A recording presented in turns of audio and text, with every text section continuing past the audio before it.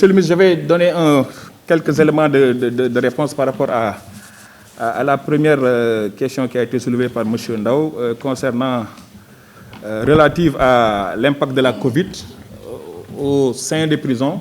Je me permettrai de la reformuler un peu en parlant de l'impact de la stratégie adoptée par l'administration pénitentiaire, parce que, comme vous le savez, la crise sanitaire a mis en relief la dimension sanitaire de la mission de sécurité qui incombe à l'administration pénitentiaire. Et dès le début de la crise, nous avons très rapidement dégagé deux enjeux, principalement autour de la protection du système sanitaire, qui est un impact positif, et sans faire dans le triomphalisme. Parce que dès les premiers mois, j'allais dire dès les premières heures de la crise sanitaire, une mauvaise prise en charge de cet aspect protection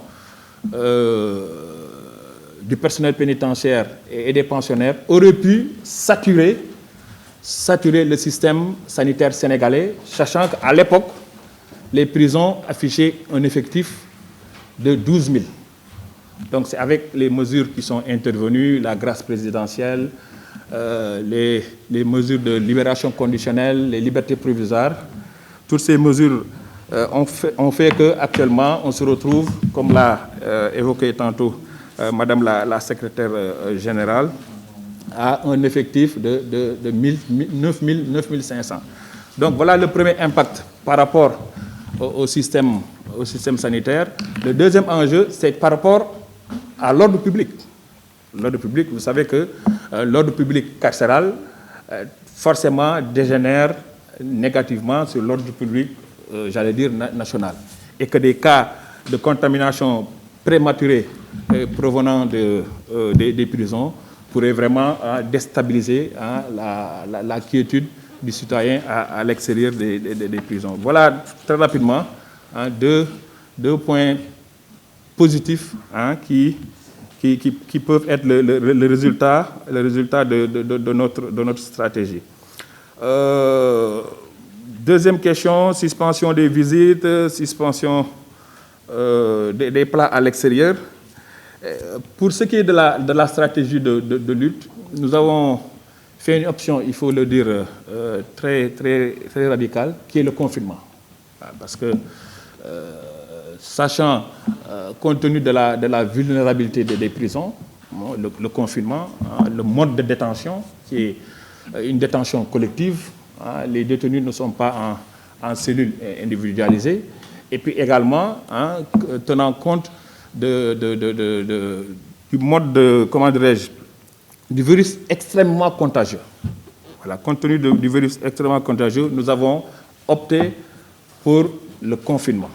Le confinement qui nous a amené à prendre certaines restrictions, certaines mesures, de la suspension des visites, en tout cas pour réduire les flux entrants et sortants.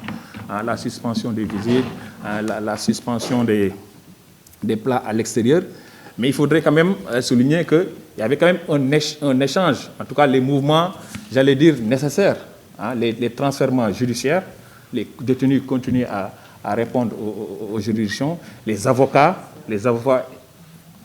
n'ont jamais été interdits d'accès, les transfèrements également sanitaires, les détenus répondaient en tout cas quotidiennement aux rendez-vous médicaux.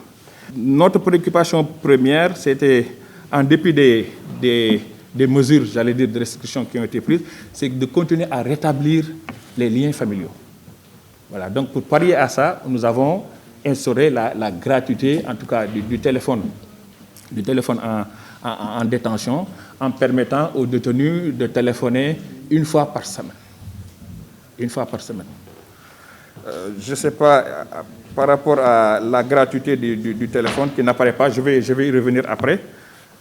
Donc, en permettant aux détenus de téléphoner une fois par semaine, également les plats à l'extérieur, vous savez, il n'y a pas que le contact, avec les colis également, la contamination est est possible. Et vraiment pour éviter toute contamination qui pourrait être fatale, on a préféré, pour ne pas prendre de risques, en tout cas sursoir au plat venant de l'extérieur. Mais vous savez, je ne sais pas, c'est vrai que c'est des conditions, j'allais dire, très difficiles, mais j'ai l'impression que l'extérieur se plaint plus que les pensionnaires détenus. Parce qu'on a su quand même établir une bonne communication. Et ils sont les premiers à coopérer. Parce que ça fait quand même 6 mois, depuis le 25 août, qu'on a tout fermé. Mais personne ne bouge. C'est parce qu'ils adhèrent. Ils savent que la santé est prioritaire. Comme ils le disent. Rester 6 mois sans voir sa famille et vivre pendant 30 ans, 50 ans, vaut mieux que voir sa famille aujourd'hui et disparaître le lendemain.